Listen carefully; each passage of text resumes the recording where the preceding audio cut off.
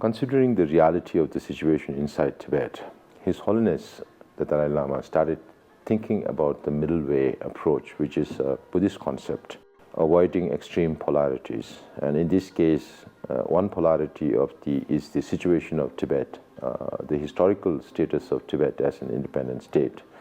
On the other polarity is the situation of Tibet under the occupation of the People's Republic of China. So we have to find a middle way whereby the Tibetans will have the freedom to practice its religion, promote its culture, its way of life, and protection of its environment. So these are some of the essential components of the middle way, whereby Tibetans will have the freedom to protect and practice and promote their own identity.